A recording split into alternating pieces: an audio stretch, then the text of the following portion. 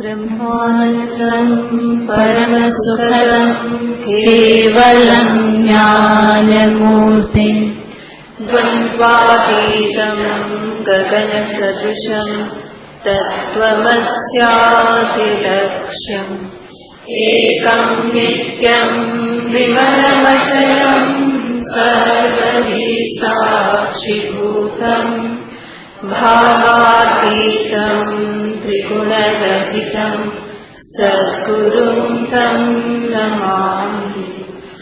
ॐ पार्थाय प्रतिबोधितां भगवता नारायणेन स्वयं व्यासेन ग्रथितां पुराणमुनिना मध्ये महाभारतम् अद्वैतामृतवर्षिणीं भगवतीम् अष्टादशाध्यायिनीम् अम्ब त्वामनुसन्दधामि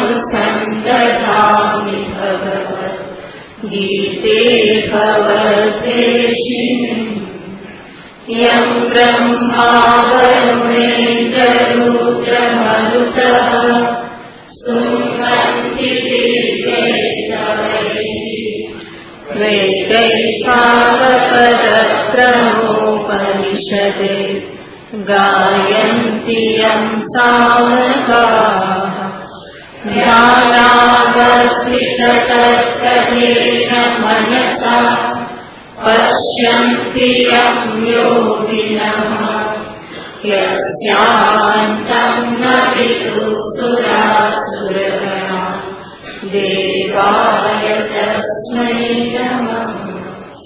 यस्यान्तं न विदुःसुरासुरगणा देवाय तस्मै नमः। 18 श्लोक। श्रीभगवानुवाच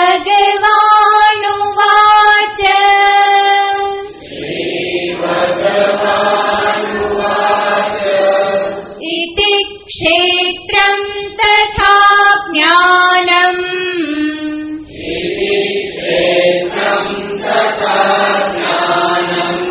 ज्ञेयं चोक्तं समासतः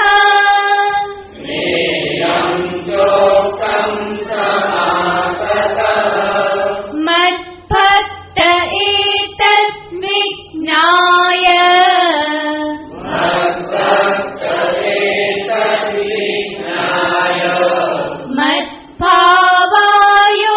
मद्भावायोपपद्यते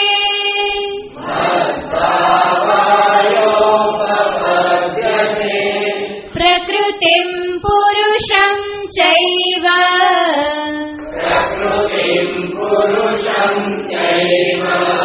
विद्यनादि उभावपि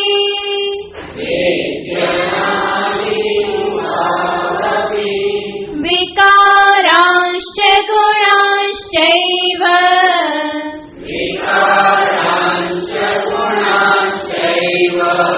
विद्धि प्रकृतिसम्भवान्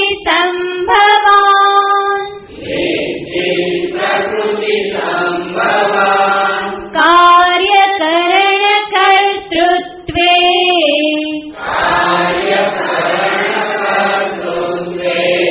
हेतुः प्रकृतिरुच्यते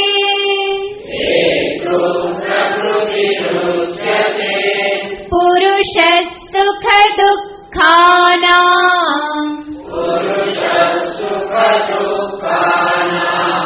भोक्तृत्वे हेतुरुच्यते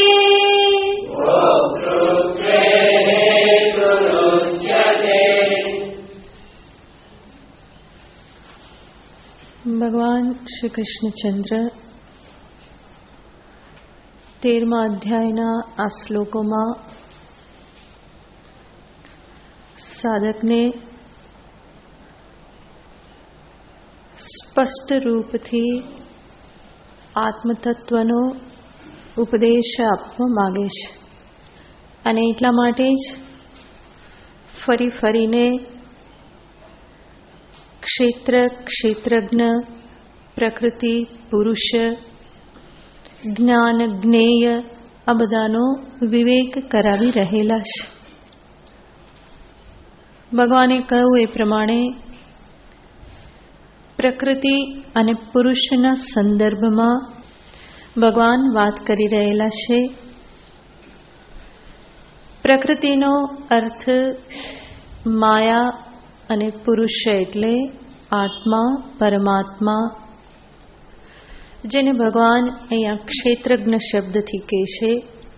તો એ બંનેના સંદર્ભની ભગવાન વાત કરે છે. કારણ કે સમસ્ત સંસાર અને સંસારમાં અનુભવાતી સમસ્ત સમસ્યાઓનું મૂળ છે આ આત્મા અનાત્માનો અવિવેક. જે મારું પોતાનું શુદ્ધ સ્વરૂપ છે એની શુદ્ધિને એક બાજુ રાખી અને અનાત્માને મેં એમાં ભેળવી દીધેલ છે.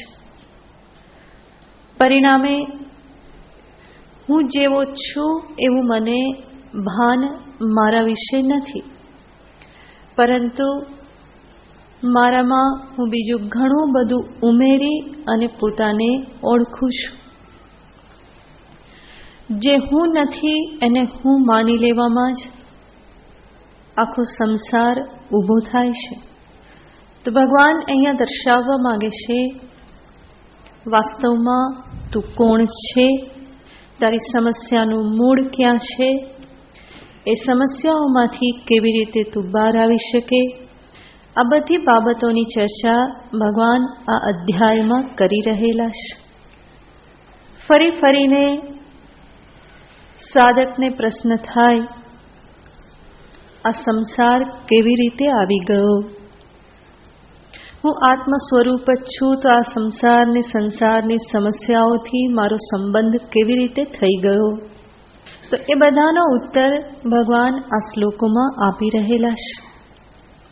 એમાં આ શ્લોકમાં ભગવાન દર્શાવે છે પ્રકૃતિનું શું કાર્ય છે અને પુરુષનો કયો રોલ છે કે જેના પરિણામે આ સંસાર જણાય છે. તો એના અનુસંધાનમાં ભગવાને કહ્યું કાર્યકરણ કર્તૃત્વે પ્રકૃતિ હેતુ ઉચ્યતે. જે કંઈ પણ કાર્યકરણરૂપ આ સંસાર છે એના કર્તૃત્વમાં એટલે કે ઉત્પત્તિમાં, ઉત્પાદનમાં કારણભૂત છે પ્રકૃતિ. અહીંયા જે ભગવાને શબ્દ વાપરેલો છે કાર્યકરણ, એમાં સમસ્ત સંસારનો સમાવેશ થઈ જાય છે. ભગવાન શંકરાચાર્યજી મહારાજ આ શબ્દને 2-3 રીતે સમજાવે છે. કાર્યનો અર્થ થાય, કાર્ય એટલે આ સ્થૂલ શરીર, દેહ જે છે એ કાર્ય છે. અને એ શેમાંથી ઉત્પન્ન થયેલ છે કે પંચમહાભૂત. તો પંચમહાભૂત પણ સ્વયં કાર્ય જ છે. પંચમહાભૂત અને પંચ વિષય આ કાર્ય છે. અને કરણ શું તો કહેવામાં આવે જે કંઈ પણ સૂક્ષ્મ સૃષ્ટિ એટલે કે ઇન્દ્રિય આદિ, મન બુદ્ધિ આદિ આ બધા કરણ છે, સાધન છે.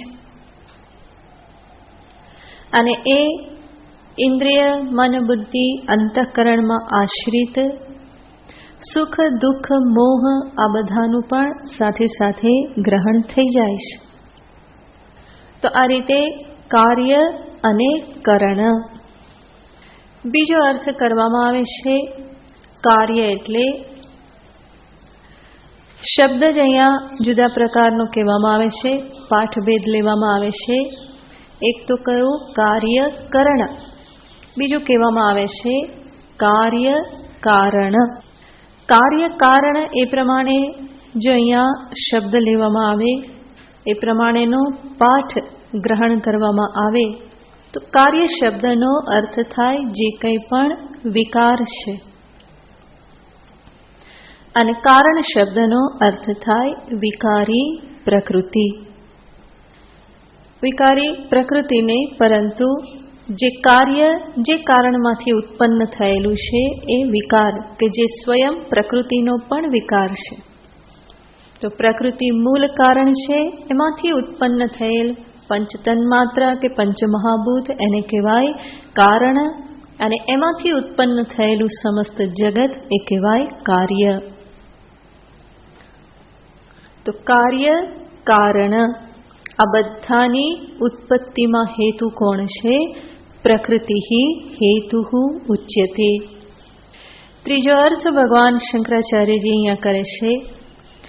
સાંખ્ય શાસ્ત્રને સામે રાખીને, સાંખ્યમાં 24 તત્વ માનવામાં આવે છે, એને સામે રાખીને અહીંયા અર્થ કરતા ભગવાન ભાષ્યકાર દર્શાવે છે.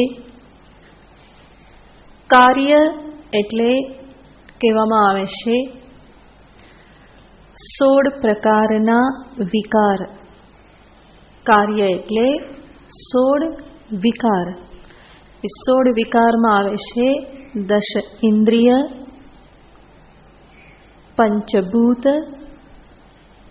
અને મન. આને કહેવામાં આવે છે કાર્ય. સાંખ્યની ભાષામાં આને કહેવામાં આવે છે વિકૃતિ. તો કાર્ય એટલે આ 16 વિકાર, અને કારણ રૂપે દર્શાવવામાં આવે છે 7 પ્રકૃતિ વિકૃતિ. એ 7 છે મહત્તત્વ, અહંકાર અને પંચ તન્માત્ર. સાંખ્ય શાસ્ત્રમાં જે 24 તત્વો જે છે એને અમુક વિભાગમાં વહેંચવામાં આવેલા છે, અને એના માટે એ નામ આપે છે. એટલે ખાલી નામ લખી લો. એક તો છે પ્રકૃતિ, બીજું કહેવાય છે પ્રકૃતિ વિકૃતિ, ત્રીજું કહેવાય છે વિકૃતિ, અને ચોથું કહેવામાં આવે છે ન પ્રકૃતિ ન વિકૃતિ. સૌથી પહેલું શું લખ્યું? પ્રકૃતિ. પછી બરાબર. પ્રકૃતિ શબ્દનો અર્થ તમે જાણો છો, મૂળ કારણ. બરાબર. પ્રકૃતિનો અર્થ થાય કારણ. બીજું જે આપણે લખ્યું પ્રકૃતિ વિકૃતિ, એ પ્રકૃતિ વિકૃતિનો અર્થ થાય જે કારણ પણ છે અને કાર્ય પણ છે. મૂળ પ્રકૃતિનું જે કાર્ય છે અને એમાંથી પણ કંઈક ઉત્પન્ન થાય છે, એના માટે એ પ્રકૃતિ એટલે કે કારણ છે. જેવી રીતે દ્રષ્ટાંતથી સમજીએ, પિતા એ કારણ છે, પ્રકૃતિ. પિતાનો પુત્ર અને એનો પણ પુત્ર. તો જે પૌત્ર છે એના માટે જે એના પિતા, એને કહેવાય પ્રકૃતિ વિકૃતિ, કારણ કે એ એના પિતાનું શું છે? કાર્ય છે, અને એના પુત્રનું કારણ છે. બરાબર. જે વચ્ચેના જે છે કોણ છે? તો કે પૌત્ર માટે એ કારણ છે, અને પોતાના પિતાનું એ શું છે? કાર્ય છે. બરાબર. તો એક જ વસ્તુ શું છે? કારણ પણ છે, કાર્ય પણ છે. એ કારણ છે એટલે એને પ્રકૃતિ કહેવાય, અને કાર્ય છે માટે શું કહેવાય? વિકૃતિ.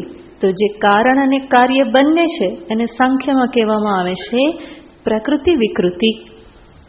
તો પ્રકૃતિ વિકૃતિ એ એવા તત્વો કેટલા છે? તો કહેવામાં આવે છે 7.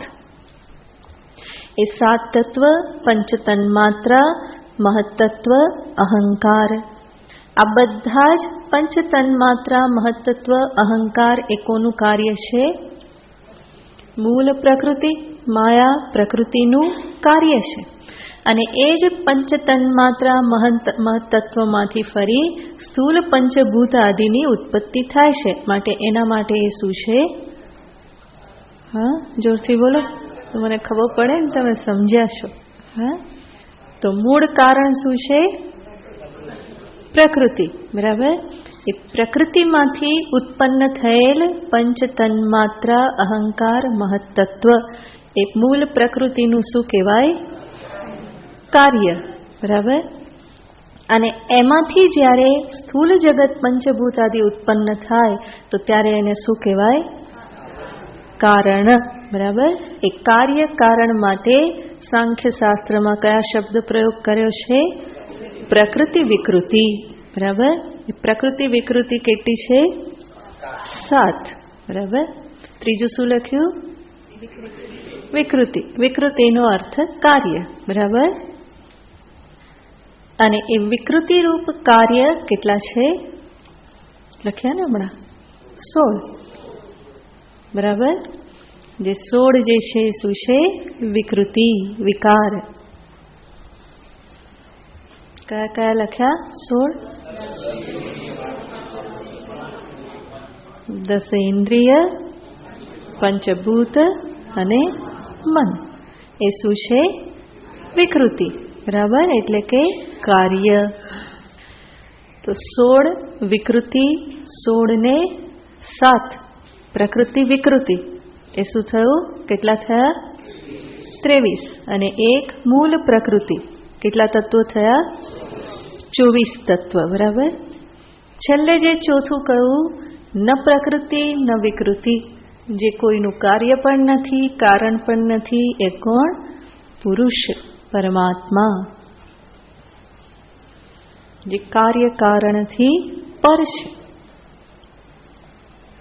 જેનું કોઈ કારણ નથી, જે કોઈનું કારણ નથી, જે કોઈનું કાર્ય નથી, જેનું કોઈ કાર્ય નથી, જે પ્રકૃતિ પણ નહીં, વિકૃતિ પણ નહીં. તો એ તત્વને સાંખ્ય શાસ્ત્રમાં પુરુષ શબ્દથી કહેવામાં આવે છે, જેને આત્મા કો, પરમાત્મા કો, ક્ષેત્રજ્ઞ કો. તો અહીંયા જે ભગવાન કહેશે કાર્ય કારણ કર્તૃત્વે, તો ત્યાં કાર્ય એટલે 16 વિકાર અને કારણ એટલે 7 પ્રકૃતિ વિકૃતિ. એ 23 માટેનું કારણ શું છે? મૂળ પ્રકૃતિ. બરાબર. માયા પ્રકૃતિ. એ મૂળ પ્રકૃતિમાંથી આ બીજા 23 ઉત્પન્ન થયેલા છે. એને સામે રાખીને આ શ્લોકનો અર્થ જોઈએ તો કાર્ય કારણ કર્તૃત્વે, એ 23 જે છે એની ઉત્પત્તિમાં પ્રકૃતિ હેતુ ઉચ્યતે. એની ઉત્પત્તિમાં કોને કારણ કહેવામાં આવે છે? પ્રકૃતિને કારણ કહેવામાં આવે છે. તો મૂળ પ્રકૃતિ માયામાંથી, વેદાંતમાં જેને માયા શબ્દથી કહેવામાં આવે છે, સાંખ્યમાં જેને પ્રકૃતિ કે પ્રધાન શબ્દથી કહેવામાં આવે છે. તો એ આ સમસ્ત કાર્યકરણ કે કાર્યકારણની ઉત્પત્તિમાં હેતુ છે. અને આગળ ભગવાન કહેશે આ જે કંઈ પણ સ્થૂળ કે સૂક્ષ્મ જગત જે છે એની ઉત્પત્તિ તો સમજમાં આવી ગઈ કે આ બધું ક્યાંથી આવેલું છે? મૂળ પ્રકૃતિમાંથી આવેલું છે. પણ પેલો જીવ પ્રશ્ન કરે, આ બધું તો પ્રકૃતિમાંથી આવ્યું, બરાબર, પરંતુ આ બધાના કારણે સુખ દુઃખ આ બધું જે અનુભવાય છે એ બધું ક્યાંથી આવ્યું? તો એને ભગવાન કહેશે પુરુષ સુખ દુઃખાનામ ભોક્તૃત્વે હેતુ ઉચ્યતે. સુખ દુઃખના ભોક્તૃત્વમાં હેતુ કોણ છે? પુરુષ છે. અહીંયા ફરી પાછો શબ્દ બરાબર ધ્યાનમાં રાખવાનો છે. ભગવાન શબ્દ શું વાપરે છે? સુખ દુઃખ ભોક્તૃત્વે. ત્યાં કર્તૃત્વે કીધેલું નથી. તો પરમાત્માએ સુખ દુઃખની ઉત્પત્તિ કરેલી નથી. વાસ્તવમાં સુખ દુઃખ મોહ એ પણ પ્રકૃતિના જ વિકાર છે. માટે જ આગળ કહેલું હતું કે વિકારાંશ્ચ ગુણાંશ્ચૈવ સત્વ રજસ તમસ પ્રકૃતિના ગુણ છે અને એનું જ પરિણામ છે સુખ દુઃખ મોહ. તો એની પણ ઉત્પત્તિ પ્રકૃતિમાંથી થયેલી છે, પરંતુ એ સુખ દુઃખ મોહનું જે ભોક્તૃત્વ જે છે એ ભોક્તૃત્વમાં હેતુ કોણ છે? તો કે પુરુષ છે. અને કયો પુરુષ? તો સમજી લેવાનું જે અવિવેકી છે. તો પુરુષ સુખ દુઃખાનામ ભોક્તૃત્વે હેતુ. સુખ દુઃખના ભોગમાં હેતુ કોણ બની રહેશે? પુરુષ બની રહેશે. પ્રકૃતિ તો જડ છે, જડ પ્રકૃતિ કોઈ સુખ દુઃખનો અનુભવ કરીને હેતુ તો બનવાની નથી. તો સુખ દુઃખનો અનુભવનો અર્થ જ્ઞાન. એ જ્ઞાન કોને થવાનું છે? ચેતન પુરુષને જ થવાનું છે. માટે કહેશે પુરુષ સુખ દુઃખાના ભોક્તૃત્વે હેતુ. ભોક્તૃત્વે હેતુ એવું કહી અને ભગવાન આડકતરી રીતે કહી દેશે કે ભોક્તૃત્વ માટે પુરુષ કારણ છે. વાસ્તવમાં ભોક્તૃત્વ એનામાં છે નહીં. ભોક્તૃત્વ માટે હેતુ છે, પરંતુ એ સ્વયં ભોક્તૃત્વનો આશ્રય નથી. કઈ રીતે ભગવાન સ્વયં આગળના શ્લોકમાં બતાવે છે કે કેવી રીતે પુરુષ અવિવેકના કારણે સુખ દુઃખનો ભોગતા બની અને સંસારને માટે પણ કારણ બની જાય છે. આગળના શ્લોકમાં પુરુષ પ્રકૃતિસ્થો હિ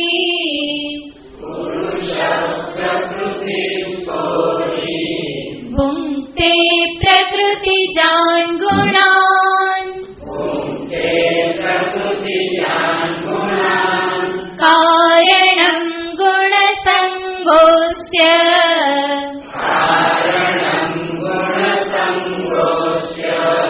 સદસત્યો નિજન્મસુ.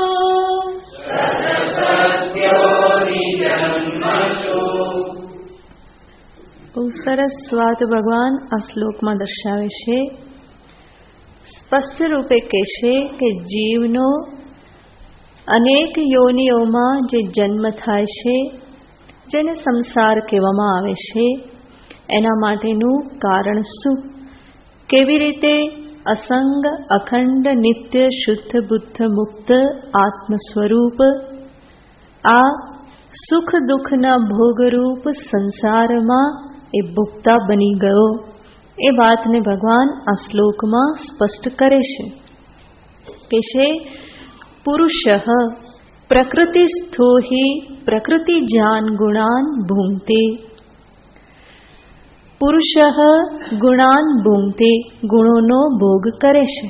કયા ગુણોનો? તો કે છે પ્રકૃતિજાન, પ્રકૃતિમાંથી ઉત્પન્ન થયેલા. પ્રકૃતિમાંથી ઉત્પન્ન થયેલ ગુણ છે સુખ દુઃખ મોહ, સત્વ રજસ તમસનું જે પરિણામ છે. તો એ બધા જે પ્રકૃતિમાંથી ઉત્પન્ન થયેલા આ જે ગુણો જે છે એને પુરુષ ભુંક્તે, પુરુષ એને ભોગવે છે. પરંતુ પુરુષ એને કેવી રીતે ભોગવે છે એના માટે ભગવાન એક શબ્દ વાપરી દેશે, પ્રકૃતિસ્થો હિ. પ્રકૃતિસ્થ થઈને ભોગવે છે, એટલે કે પ્રકૃતિમાં સ્થિત રહીને. પ્રકૃતિમાં સ્થિત રહીને એનો અર્થ શું? એ પોતાના સ્વરૂપમાં સ્થિત રહેતો નથી, પરંતુ પોતાની સ્થિતિ ક્યાં બનાવી દેશે? તો કે પ્રકૃતિમાં કે પ્રકૃતિના કાર્યમાં જે પોતે એ બધું પ્રકૃતિ રૂપ જ છે. એનો અર્થ જો એ સ્વસ્થ હોય, પોતાના જ સ્વરૂપમાં સ્થિત હોય તો ભોગવવાપણું કંઈ છે નહીં. પરંતુ જો ભોગતા બનવું હોય તો ક્યાં જવું પડે? હે ને? ભોગતા બનવું હોય તો રેસ્ટોરાંમાં, થિયેટરમાં ક્યાંક જવું પડે. તો એવી રીતે અહીંયા પણ કહે છે કે પુરુષ જો સ્વસ્થ હોય તો કોઈ ભોક્તૃત્વ નથી, પરંતુ જો પ્રકૃતિ જાન ગુણાન ભુંક્તે, એ ગુણોનો જો એને ભોગ કરવો હોય તો શું થવું પડે? પ્રકૃતિસ્થ, પ્રકૃતિમાં જઈને બેસવું પડે. પ્રકૃતિમાં જઈને બેસવું પડે એનો અર્થ, પ્રકૃતિનો અર્થ છે દેહ, ઇન્દ્રિય, પ્રાણ, મન, આ બધા પ્રકૃતિ રૂપ છે, જે અનાત્મા છે. અનાત્મામાં સ્થિત રહીને, અને અનાત્મામાં સ્થિત રહેવું એનો અર્થ શું? તો ભગવાન આગળ એને બતાવે છે કે અનાત્મામાં સ્થિત થવું એનો અર્થ છે અનાત્માને હું કે મારું માની લેવું. એને જ ભગવાન આગળ કહેશે કારણમ ગુણસંગોસ્ય અસ્ય ગુણસંગઃ, પ્રકૃતિના ગુણો, આ બધા જ ગુણો છે, એ ગુણોની સાથે સંગ પામવો એ જ અસ્ય પુરુષસ્ય, આ પુરુષના સદસદ્યોની જન્મસુ કારણમ, એ જ પુરુષના સદ અસદ એવી અનેક યોનિઓમાં જન્મ માટેનું કારણ છે, સંસારનું કારણ છે. તો સંગનો અર્થ જ છે અનાત્મામાં તાદાત્મ્ય કરી લેવું, અને તાદાત્મ્ય અહંભાવથી અથવા તો મમ ભાવથી. આ હું છું અને બીજું શું માનવું, એની સાથે સંબંધિતને બધાને મારું એ પ્રમાણે માનવું.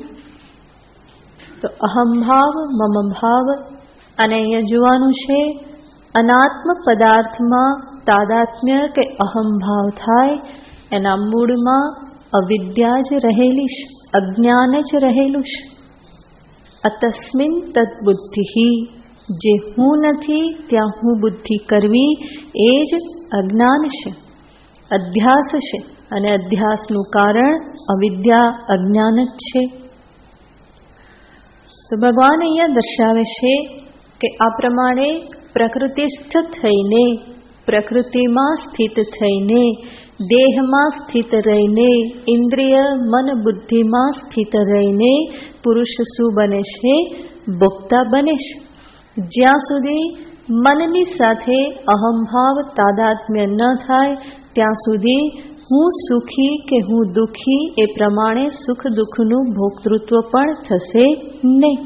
પરંતુ મનને હું માની લીધું તો મનમાં ઉત્પન્ન થનાર સુખ દુઃખનો એ શું બની જાય છે?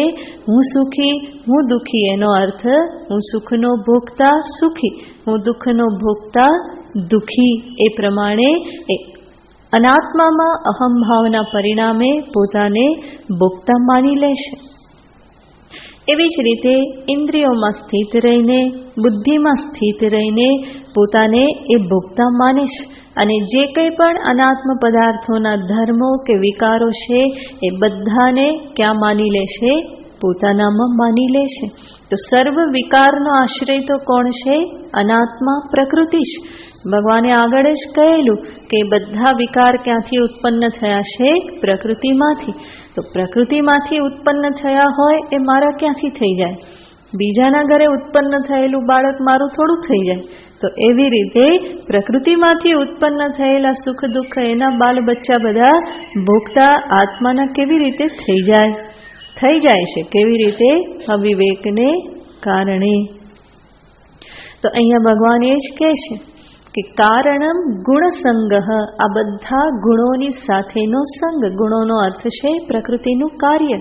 ગુણાગુણેષુ વર્તન્તે, જે જ્ઞાનીની દ્રષ્ટિ છે, પરંતુ એ રીતે જે સમજતા નથી અને જે સમજે છે કે હું જ આ પ્રમાણે છું, તો એ ગુણોની સાથેનો એનો સંગ છે. દેહની સાથેનો સંગ, ઇન્દ્રિય મન સાથેનો સંગ, એને જ ભગવાન અહીંયા કહે છે ગુણસંગ. અને આ ગુણસંગના પરિણામે શું થાય છે? તો કે એક પછી એક યોનિઓમાં જન્મ થાય છે.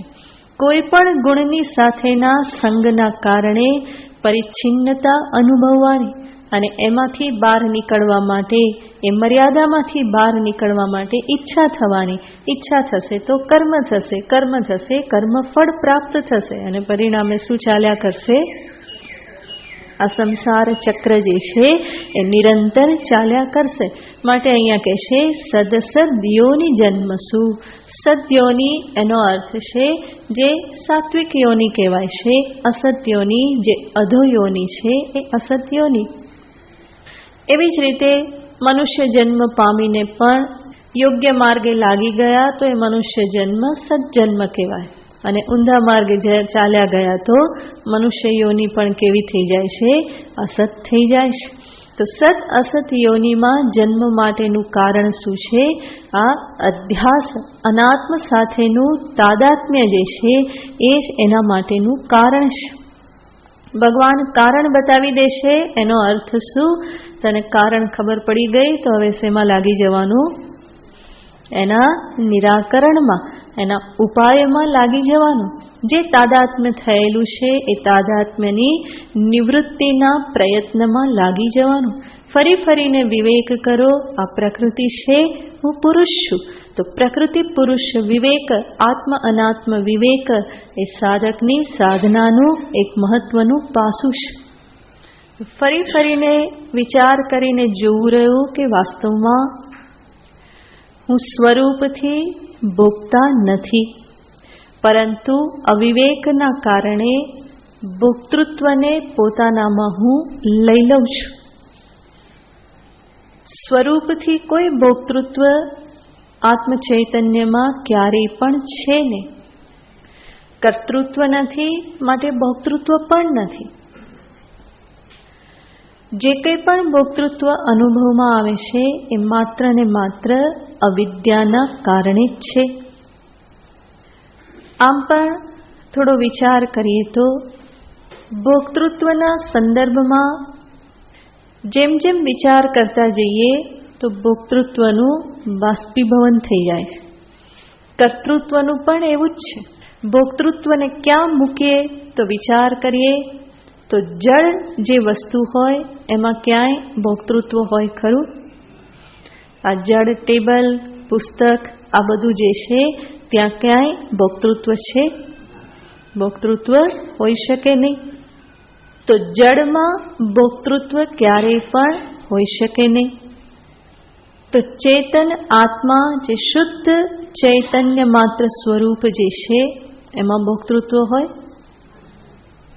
એને તો શાસ્ત્ર શું કહે છે? અકર્તા અભોક્તા. તો શુદ્ધ ચિન્માત્ર પુરુષમાં પણ ભોક્તૃત્વ જેવું કંઈ છે નહીં.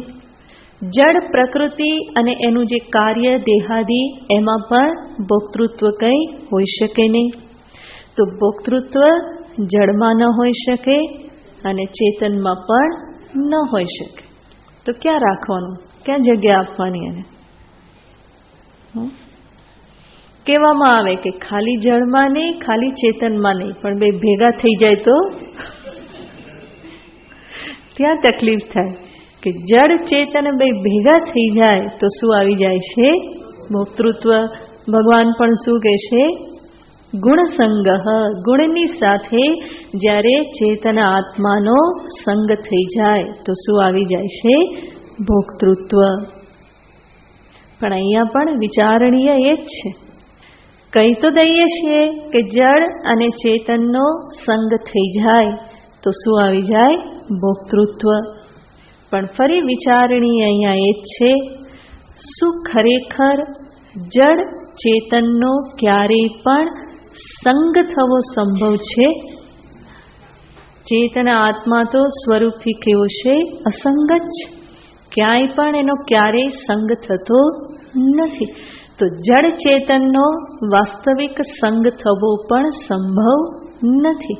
અને માટે જળ ચેતન ભેગા થાય ત્યાં ભોક્તૃત્વ આવે એવું કેવું એ પણ શું છે? ખોટું જ છે. બરાબર. તો જળમાં ભોક્તૃત્વ નહીં, ચેતનમાં ભોક્તૃત્વ નહીં, બે ભેગા થાય તો એમાં પણ સંભવ નથી. છૂટા પડે તો છે જ નહીં. તો પછી ક્યાં શોધવા જશો? ક્યાંક તો રાખવું પડે ને, કે નહીં? હોય તો રાખવું પડે ને. વાસ્તવિક છે નહીં, સિદ્ધ થતું નથી એનો અર્થ છે નહીં. માટે જેવી રીતે કર્તૃત્વ એ ભ્રાંતિ છે, હું કરું એ જેવી રીતે ભ્રાંતિ છે એવી જ રીતે હું ભોગવું છું એ પણ ભ્રાંતિ જ છે. સંગ જે અનુભવાય છે એ સંગ અવિવેકના કારણે છે. વાસ્તવમાં કોઈ સંગ સંભવ નથી, પણ જ્યાં સુધી અવિવેક છે ત્યાં સુધી સંગ અનુભવમાં આવે છે. કોઈને કોઈ રીતે એ અધ્યારોપ કરી દેવામાં આવે છે. માટે ભગવાન અહીંયા કહેશે કે કારણમ ગુણસંગસ્ય, ગુણસંગની સાથે આનો જે ગુણનો સંગ છે, પુરુષનો ગુણો સાથેનો જે સંગ છે, તાદાત્મ્ય જે છે, અધ્યાસ જે છે, એ જ સત અસત યોનિના માટે કારણભૂત છે. અને સંસારનો અર્થ છે સુખ દુઃખનો ભોગ, અને એ ભોગને અર્થે જ શું થાય છે? એક પછી એક જન્મ પ્રાપ્ત થાય છે. જે પણ કર્મ થયેલા છે એ કર્મનો ભોગ, કર્મફળનો ભોગ કરવાને અર્થે તો પાપનો ભોગ દુઃખ થકી થાય, પુણ્યનો ભોગ સુખ રૂપે થાય. તો સુખ દુઃખ જે ભોગ જે છે એ સુખ દુઃખના ભોગને અર્થે કોઈને કોઈ શરીર ધારણ કરવું પડે. શરીર ધારણ થાય, સુખ દુઃખનો ભોગ થાય, અને આ ભોગ થતા થતા ફરી પાછા કર્મ પણ બંધાઈ જાય. ફરી એનો ભોગ કરવા માટે બીજો દેહ લેવો પડે. એનો ભોગ કરતા કરતા ફરી બીજા કર્મો એમાં ઉત્પન્ન થઈ જાય છે. તો આ રીતે કર્તૃત્વ ભોક્તૃત્વ લક્ષણ સંસાર. ભગવાન ભાષ્યકાર ફરી ફરીને આ શબ્દ કહે છે કે સંસાર એટલે શું છે? આ કર્તૃત્વ અને ભોક્તૃત્વ, કરો અને ભોગવો, કરો ભોગવો, કરો ભોગવો, આ જ શું છે? સંસાર છે. અને કરવા અને ભોગવવા માટે ફરી ફરીને શું ધારણ કરવું પડે? આ શરીર ધારણ કરવું પડે. એને ભગવાન અહીંયા કહેશે સદસત યોનિ જન્મસુ. આ પ્રમાણે સત અસત યોનિમાં જન્મ માટેનું કારણ છે ગુણસંગ, ગુણો સાથેનો સંગ. કે જે ગુણસંગમાં એના કારણ રૂપે શું રહેલું છે? અવિદ્યા જ રહેલી છે, અવિવેક જ રહેલો છે. બાકી વાસ્તવમાં જોઈએ તો પ્રકૃતિમાં પણ પુરુષને બાંધવાનું કોઈ સામર્થ્ય નથી. જળ ચેતનને કેવી રીતે બાંધી શકે? તો એવું કોઈ બંધન ઊભું કરવાનું કોઈ સામર્થ્ય નથી. અને છતાં પણ શું થઈ જાય છે? ભ્રમ થઈ જાય છે. દરેક જીવને એવું લાગે છે કે હું તો બંધનમાં પડેલો છું અને હવે મારે છૂટા થવું છે. બરાબર? તો એ બંધન મુક્તિ એના મૂળમાં શું રહેલું છે? અવિદ્યા જ રહેલી છે. બાકી વાસ્તવમાં ક્યારેય પ્રકૃતિ સાથે સંગ સંભવ નથી. પ્રકૃતિમાં ચેતન આત્માને બાંધવાનું કોઈ સામર્થ્ય નથી, અને ચેતન આત્મામાં સંગ પામવા માટેની કોઈ સંભાવના નથી. આ બધું જ નથી, અને છતાં પણ આખો સંસાર ઘટાટોપ કેવો મસ્ત ચાલે છે. એ બધું શેના કારણે? પ્રકૃતિ દેવીની કૃપા, માયા દેવીની કૃપા, એના કારણે એ બધું ચાલ્યા કરે છે. તો પ્રકૃતિ તો કાર્ય કારણ કર્તૃત્વે હેતુ, પોતે બધું ઉત્પન્ન કરવામાં હેતુ છે. અને ઉત્પન્ન કરીને પછી એની જોડે કોને લગાડી દીધો? પુરુષને લગાડી દીધો. કે મેં ઉત્પન્ન કરી દીધું, હવે તું દોડ્યા કર. બરાબર ને? એક જન્મમાંથી બીજા જન્મમાં, બીજામાંથી ત્રીજામાં. તો પ્રકૃતિનું કાર્ય વિસ્તાર તો બહુ જ મોટો છે. અને એમાં આ પુરુષ જે છે એ અજ્ઞાનના કારણે અનેક અનેક જન્મને પ્રાપ્ત કરી સુખ દુઃખનો ભોગવનારો પોતાને માને છે. તો સુખ દુઃખાનામ ભોક્તૃત્વે પુરુષ હેતુ ઉચ્યતે, જે આગળ ભગવાને કહેલું હતું એને અહીંયા સમજાવ્યું કે કેવી રીતે. તો કે પ્રકૃતિના ગુણોની સાથે સંગ પામીને આ પ્રમાણે એ ભોગતા બને છે. અહીંયા પણ જોવાનું છે કે પ્રકૃતિનું કાર્ય કે ગુણ જે શરીર ઇન્દ્રિય આદિ જે છે એમાં કિંચિત સ્થિતિ કે એના થકી થતા કેટલાક કાર્ય માત્રથી કોઈ બંધન ઉત્પન્ન થતું નથી, પરંતુ એની સાથે તીવ્ર તાદાત્મ્ય અને પરિણામે પ્રાપ્ત થતી અનેક ઈચ્છાઓથી કર્મ, આ બધાના કારણે બંધન પ્રાપ્ત થાય છે. બાકી માત્ર દેહસ્થ હોવું એટલા માત્રથી કોઈ બંધન નથી. પરંતુ જે દેહસ્થ છે એ સાથે સાથે જાણે છે કે હું માત્ર દેહમાં નથી, પરંતુ હું ક્યાં છું? સર્વત્ર છું. અને સર્વત્ર છું તો આ એક દેહમાં પણ છું. અને પ્રારબ્ધથી જે સહજ તાદાત્મ્ય પ્રાપ્ત થાય છે, શરીરને ટકાવી રાખવા માટે જેટલું સહજ તાદાત્મ્ય આવશ્યક છે, અને એના કારણે જે કંઈ પણ શારીરિક કર્મ થાય છે, એટલા માત્રથી કોઈ બંધન ઉત્પન્ન થતું નથી. તો મહાપુરુષ, જ્ઞાની પુરુષ પણ શરીરમાં છે. શરીરની સાથે પ્રારબ્ધવશ સહજ જે તાદાત્મ્ય જે છે એ પણ છે, જેના પરિણામે એમના શરીરથી પણ જે આવવું જવું, ખાવું પીવું, આ બધા કાર્યો થાય છે, વદન કાર્ય, એ બધા કાર્ય થાય છે. પણ એટલા માત્રથી બંધન ઉત્પન્ન થઈ જતું નથી. એ બધું થવા છતાં પણ એવું કોઈ તીવ્ર તાદાત્મ્ય દેહાદિની સાથે નથી. અને માટે જ શારીરિક કર્મ જે છે એ બંધન કરતા બનતા નથી. પરંતુ એનાથી વિશેષ તાદાત્મ્યના પરિપાકે જે વિશેષ કામનાઓ ઉત્પન્ન થાય, અને કામનાના કારણે જે કર્મ થાય પૂર્તિને અર્થે, એ બધાના કારણે અકર્તૃત્વ ભોક્તૃત્વ દ્રઢ થાય, અને એના કારણે જ અનેક જન્મો ધારણ કરવા પડતા હોય છે. અને એ જ બંધન છે.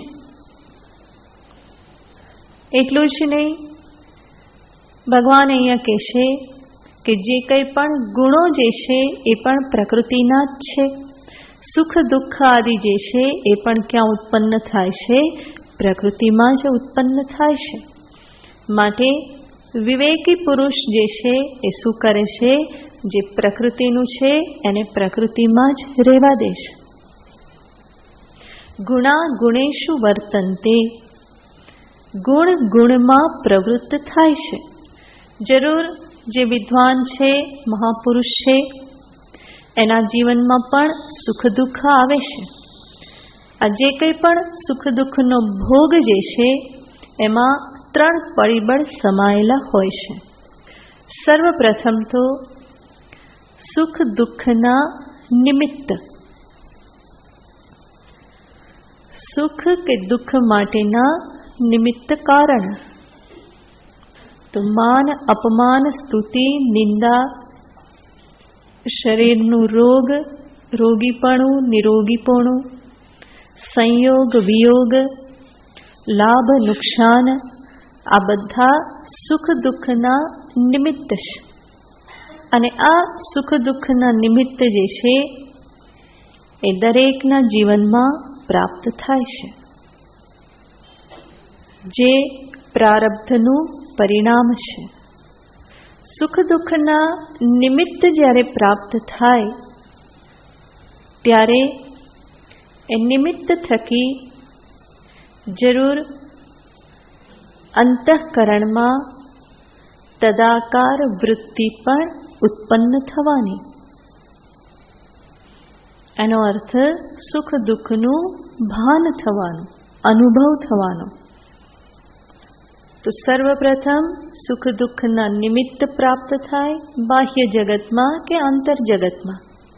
એના પરિણામે અંતઃકરણમાં સુખાકાર દુઃખાકાર વૃત્તિ ઉત્પન્ન થાય. અને એનાથી આગળનું સ્ટેપ છે સુખાકાર દુઃખાકાર વૃત્તિ જે ઉત્પન્ન થઈ, કે જે પ્રકૃતિનું જ કાર્ય છે, એ સુખાકાર દુઃખાકાર વૃત્તિની સાથે તાદાત્મ્ય કરી દેવું. અને પરિણામે શું થાય છે? હું સુખી, હું દુઃખી. અહીંયા વિચાર કરશો તો સુખ દુઃખના નિમિત્ત સર્વના જીવનમાં પ્રાપ્ત થાય છે. કોઈ પણ દેહધારી, દેહને ધારણ કરનારો આ સુખ દુઃખના નિમિત્તને ટાળી શકતો નથી. એ પ્રકૃતિના પ્રવાહમાં પ્રારબ્ધને અનુરૂપ એ નિમિત્ત પ્રાપ્ત થયા કરે છે. અને નિમિત્ત થકી અંતઃકરણમાં સુખાકાર દુઃખાકાર વૃત્તિનો પણ ઉદય થવાનો જ છે. એક સહજ પ્રક્રિયા છે. અંતઃકરણ એની સાથે સંબંધમાં આવે તો જરૂર એ સુખ દુઃખાકાર વૃત્તિ ઉત્પન્ન થાય અને એનું ભાન થવાનું જ છે. એને પણ કોઈ ટાળી શકતું નથી. એ પણ પ્રારબ્ધવશ અંતઃકરણ અને નિમિત્તના સંયોગથી ઉત્પન્ન થાય છે. તો અંતઃકરણનો સહજ સ્વભાવ છે વિષયને અનુરૂપ આકાર ધારણ કરવો, વૃત્તિ ધારણ કરવી. અને વૃત્તિમાં વૃત્તિ જે પણ ધારણ થાય છે એ વૃત્તિનું ભાન જરૂર થવાનું જ છે. કોઈ પણ વૃત્તિ ક્યારેય પણ અજ્ઞાત રહેતી નથી. માટે સુખાકાર દુઃખાકાર વૃત્તિનું ભાન જરૂર થવાનું જ છે. એને પણ કોઈ ટાળી શકે નહીં.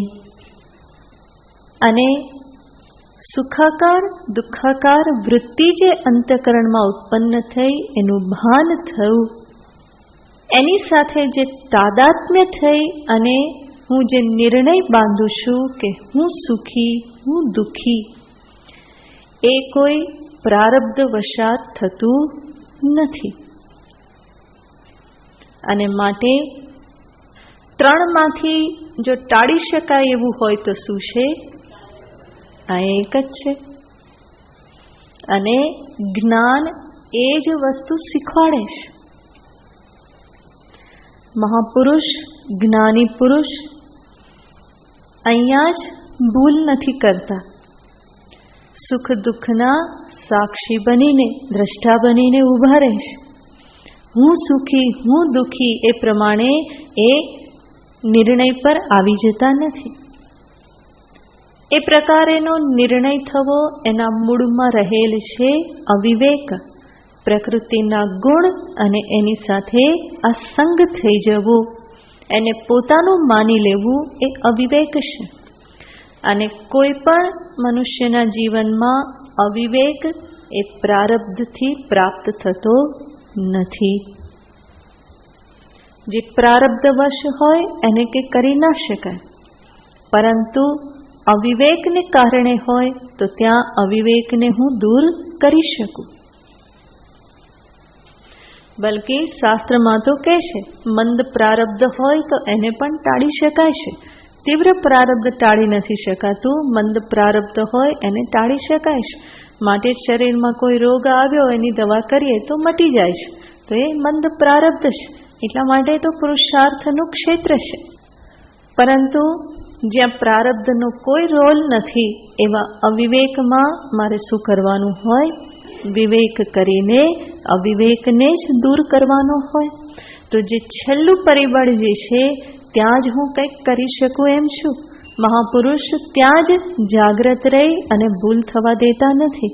તો સુખ દુઃખના એ દ્રષ્ટા સાક્ષી બનીને ઊભા રહેશે. જરૂર અનુભવ એને પણ થાય છે. શરીરમાં પીડા હોય રોગ હોય તો પીડાનો અનુભવ થાય છે, પરંતુ એટલા માત્રથી એ વિલાપ કરતા નથી. એટલા માત્રથી હું દુઃખી થઈ ગયો હું મરી ગયો એ પ્રમાણે એ વિલાપ કરતા નથી. જે છે એ જાણે છે આ આવ્યું છે જવાનું છે. આગમાં પાયનો નિત્યાહા તામ તિતિક્ષસ્વ ભારત. આવ્યું છે એ જવાનું છે, ધીમે ધીમે જતું રહેશે. તો ગુણસંગ જે છે એ ગુણસંગ મહાપુરુષ થવા દેતા નથી. સર્વ અવસ્થામાં જે આ પ્રમાણે ગુણસંગથી મુક્ત રહે એ આ સંસારથી મુક્ત થઈ જાય છે. અને જે ગુણસંગ કર્યા કરે છે એને અવિવેકને વધારે ને વધારે દ્રઢ કરતો જાય છે. ભગવાન કહેશે સદસદ્યોની જન્મસુ કારણમ. એ જ એના જન્મો જન્મ માટે કારણ બની રહેશે. તો ફરી ફરીને અહીંયા એ જ પ્રયત્ન કરવાનો છે કે હું આ દેહ ઇન્દ્રિય પ્રાણ મન બુદ્ધિ આ બધા પ્રકૃતિના જે કાર્ય છે એનાથી હું કેવો છું? વિલક્ષણ છું. એ હું નથી, એ મારામાં નથી અને મારા પણ નથી. તો અહમ પણ નહીં અને મમત્વ પણ નહીં, કે શરીર હું નહીં પરંતુ મારું તો ખરું ને. તો ફરી પાછો માલિકી ભાવ કરવા લાગે કે હું નથી પણ એ કેવું છે, મારું તો ખરું જ. તો ફરી મારું આવી ગયું તો ફરી બંધાવાનું જ છે. માટે પ્રત્યેક અનાત્માના ક્ષેત્રમાં આ બંનેને જોવાના છે, એ હું નથી અને મારું પણ નથી. એને જ કહેવાય ગુણસંગની નિવૃત્તિ કરી.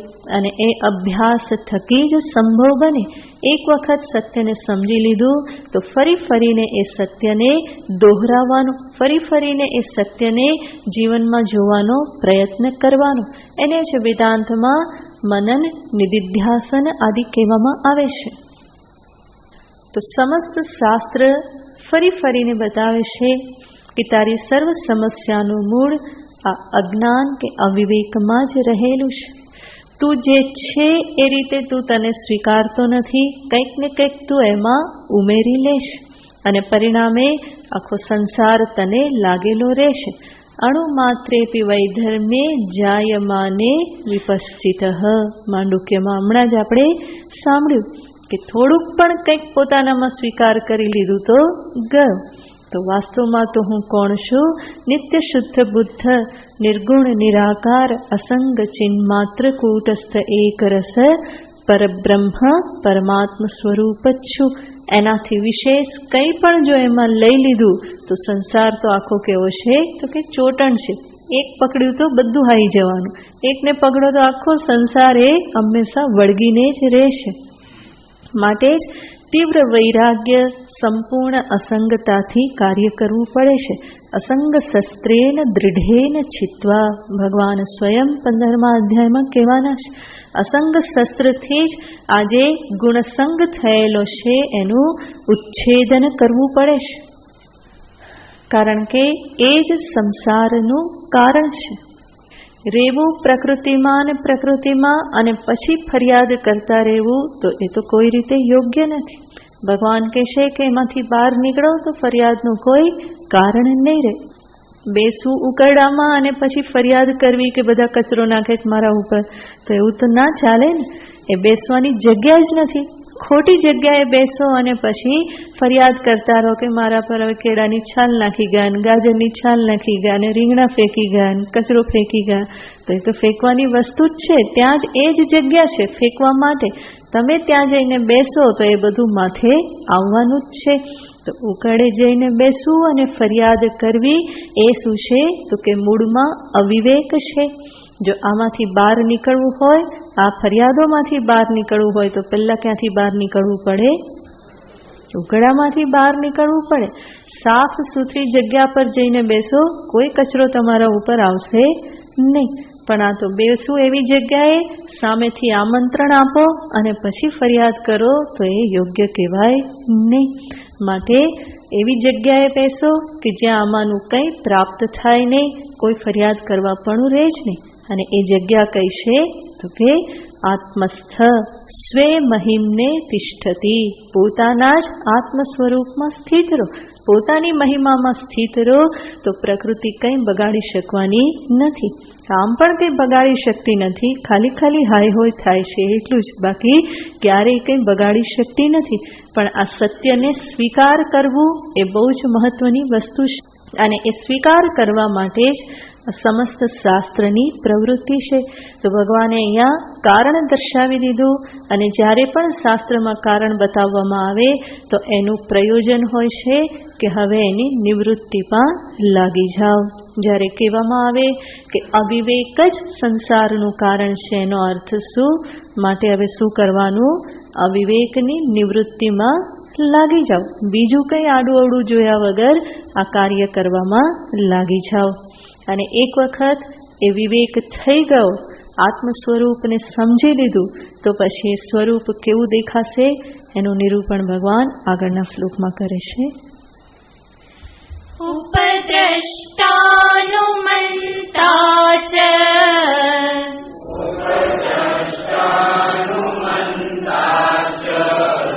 ભર્તા ભોક્તા મહેશ્વરઃ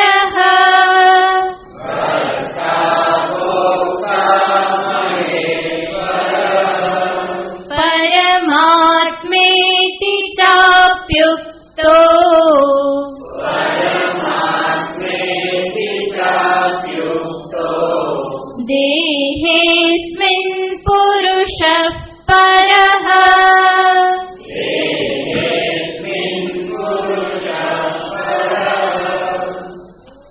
જેણે વિવેક કર્યો એ કેવી રીતે પોતાને જાણે છે, એ સ્વરૂપ કેવું છે એનું નિરૂપણ ભગવાન આ શ્લોકમાં કરે છે.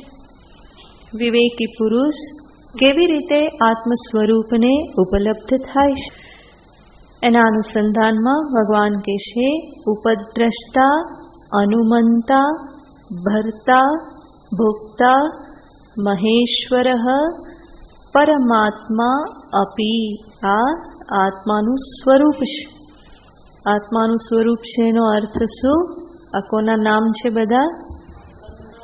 મારા પોતાના. બરાબર ને? કોના નામ છે? શું નામ? તારું? હા. તો આ મારા જ નામ છે. સમસ્ત શાસ્ત્રમાં કોના ગુણગાન ગવાય છે? મારા જ ગુણગાન ગવાય છે. હું જ આ પ્રમાણેનું છું.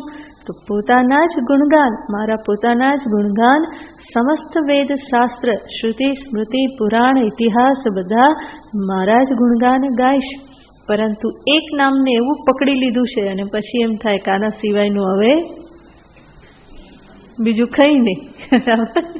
એ એક નામ જે દેવામાં આવ્યું મા બાપ તરફથી, એમાં એટલો બધો અભિનિવેશ કરી દીધેલો છે, પરિણામે લાગે કે આના સિવાય હું બીજું કંઈ નહીં. માટે આમાંના કોઈ નામ સ્વીકાર થતા નથી. મનુષ્યને નામ પ્રત્યે પણ બહુ અભિનિવેશ હોય છે. એટલા માટે જ સંન્યાસ દીક્ષા આપવામાં આવે તો નામ છોડાઈ દેવામાં આવે કે છોડો એનું અભિમાન બધું. એ નામ અને એની સાથે બીજું બધું હતું એ ગયું. નવું નામ આપી દેવામાં આવે કે જે સ્વરૂપ બોધક હોય, ફરી ફરી સ્વરૂપની યાદ અપાવે. તો વાસ્તવમાં આ બધા જ નામ એ મારા પોતાના જ નામ છે. એ સ્વરૂપે જો મને હું ઓળખું તો સદસદ્યોની જન્મસું જે કારણ હતું એ કારણ નિવૃત્ત થઈ જાય છે. માટે ફરી જન્મ લેવાનો થતો નથી. અને અહીંયા જે ભગવાને કહ્યું ઉપદ્રષ્ટા, અનુમંતા, ભર્તા, ભોક્તા, મહેશ્વર, પરમાત્મા, આવું જે આ મારું સ્વરૂપ જે છે એ વાસ્તવમાં ક્યાં મારે શોધવાનું છે? ભગવાન છેલ્લી લાઈનમાં કહે છે અસ્મિન દેહે પરઃ પુરુષઃ. આ પરપુરુષ, પરમ પુરુષ જે છે એ ક્યાં છે? અસ્મિન દેહે, આ દેહમાં જ. નહીં તો ફરી એમ થાય કે આટલા મોટા જે પરમાત્માને ક્યાં શોધવા જવું પડશે? ક્યાંક બીજે ક્યાંક જવું પડે. પણ એવું નથી. અસ્મિન દેહે એવ પરઃ પુરુષઃ. એ આ દેહમાં જ છે. જે પરમ પુરુષ પરમાત્મા ભગવાન કહેશે આ જ દેહમાં અત્યારે જે તું દેહને ધારણ કરી રહેલ છે એ જ દેહમાં પરઃ પુરુષઃ, પરમ પુરુષ પરમાત્મા જે છે એ આ જ દેહમાં ઉપલબ્ધ છે. તો અસ્મિન દેહે એવ એનો અર્થ ન અન્યત્ર, બીજે ક્યાંય એને શોધવાનો નથી. આ જ શરીરમાં એની ઉપલબ્ધિ સંભવ છે. અને એ પરહ પુરુષ, પરમ પુરુષ, શ્રેષ્ઠ પુરુષ શા માટે છે? તો એના માટેના જ બધા શબ્દો દર્શાવેલા છે કે એ આત્માનું સ્વરૂપ શું છે? કે છે ઉપદ્રષ્ટા. ઉપદ્રષ્ટાનો અર્થ થાય છે જે નજીકનો દ્રષ્ટા, સમીપ રહીને બધું જોનારો. દ્રષ્ટા શબ્દથી જ આત્મ સ્વરૂપને સ્પષ્ટ કરતા કહેશે કે એ માત્ર જોનાર છે, કંઈ કરનાર નથી. કંઈ કરનાર નથી, કંઈ ભોગવનાર નથી. એ છે કોણ? દ્રષ્ટા માત્ર. દ્રષ્ટા તો ચક્ષુ, મન આ બધા પણ છે. એનાથી અલગ દર્શાવવા માટે કહેશે ઉપદ્રષ્ટા. ઉપદ્રષ્ટા એટલે એકદમ જ નજીકનો દ્રષ્ટા, જે અંતરતમ છે, સર્વથી નજીક છે. એવો નજીક કે જેનાથી નજીક બીજું કંઈ છે નહીં. તો એને કહેવાય છે ઉપદ્રષ્ટા. દ્રષ્ટા શબ્દ આપણે ઓળખીએ છીએ કે જે આંખથી જોનારો. પરંતુ એવા દ્રષ્ટાની અહીંયા વાત નથી. દ્રષ્ટાનો અર્થ છે ઉપલબ્ધા, જેના થકી સર્વનું ભાન થાય છે. તો માત્ર રૂપને જોનારો દ્રષ્ટા અહીંયા નથી કહેવામાં આવ્યો, પરંતુ શબ્દ સ્પર્શ રૂપ રસ ગંધ આ સર્વ વિષયોનું ભાન જેના થકી સંભવ બને છે, જે સ્વયં કંઈ કરતો નથી અને છતાં પણ જેની ઉપસ્થિતિમાં જ આ બધા વિષયોનું ભાન પ્રકાશન સંભવ બને છે. કરે છે કોણ? ઇન્દ્રિયો. પરંતુ આત્માની અનુપસ્થિતિમાં ઇન્દ્રિય પણ કંઈ કરી શકવાની નથી, પરંતુ આત્મા સ્વયં પણ કંઈ કરતો નથી. એની હાજરી માત્રથી સર્વ ઇન્દ્રિયો વિષયોનું પ્રકાશન કરે છે. તો જે સર્વનો દ્રષ્ટા જાણનાર, સર્વનું ભાન જેના થકી થાય છે, સર્વનો પ્રકાશક, એને કહેવામાં આવે છે ઉપદ્રષ્ટા. એવો દ્રષ્ટા કે જેની દ્રષ્ટિનો ક્યારેય પણ લોપ થતો નથી. દ્રષ્ટિ એટલે જ્ઞાન, ભાન. આંખની દ્રષ્ટિ ક્યારેક લુપ્ત થઈ જાય છે, માટે જ એને સાચવવા માટે ચશ્મા પહેરવા પડે, અને ક્યારેક પછી ચશ્મા પણ કામ લાગતા નથી. એનો અર્થ શું? ચક્ષુની દ્રષ્ટિનો લોપ થઈ જાય છે. એટલું જ નહીં, ચક્ષુ દ્રષ્ટિથી સ્વપ્નના વિષયોનું પણ ભાન થતું નથી, સૂક્ષ્મ વિષયોનું ભાન થતું નથી, બહુ દૂરનું ભાન ન થાય, બહુ નજીકનું ભાન ન થાય. તો ચક્ષુ દ્રષ્ટિ જે છે એનો અનેક વખત લોપ થાય છે, અનેક મર્યાદા છે. મનરૂપી જે દ્રષ્ટા જે છે એની દ્રષ્ટિનો પણ અનેક વખત લોપ થાય છે, એમાં પણ ઘણી વખત ઘણું ગ્રહણ થઈ શકતું નથી. તો આ જે બધા દ્રષ્ટા જે છે એની દ્રષ્ટિનો લોપ થાય છે, પરંતુ ઉપનિષદ કહે છે નહીં દ્રષ્ટુઃ દ્રષ્ટેઃ વિપરિલોપો વિદ્યતે. આ એવો દ્રષ્ટા કે જેની દ્રષ્ટિનો લોપ ક્યારેય પણ થતો નથી, જેનું ભાન, જેનો પ્રકાશ, જેનું જ્ઞાન ક્યારેય પણ લુપ્ત નથી થતું, જે જાગ્રતના વિષયોને પ્રકાશે છે અને જે સ્વપ્નના વિષયોને પણ પ્રકાશે છે, અને સુષુપ્તિમાં વિષયોના અભાવને પણ જે પ્રકાશે છે, એવો જે દ્રષ્ટા એને અહીંયા કહેશે ઉપદ્રષ્ટા, જેની દ્રષ્ટિનો ક્યારેય પણ લોપ થતો નથી. એ જ શુદ્ધ આત્મતત્વને સમજાવતા આગળ શબ્દ વાપરે છે અનુમંતા. અનુમંતા એનો અર્થ છે જે બધામાં અનુમતિ આપે છે, પરમિશન આપે છે. જે કંઈ પણ છે એમાં બધામાં જે શું આપે છે? પરમિશન આપે છે, અનુમોદન કરે છે હંમેશા. એને કહેવાય અનુમંતા, જેના વિશે પછી જોઈએ. ઓમ પૂર્ણમદઃ પૂર્ણમિદં પૂર્ણાત પૂર્ણમુદચ્યતે પૂર્ણસ્ય પૂર્ણમાદાય પૂર્ણમેવાવશિષ્યતે. ઓમ શાંતિ શાંતિ શાંતિ. હરિઃ ઓમ શ્રી ગુરુભ્યો નમઃ. હરિઃ ઓમ.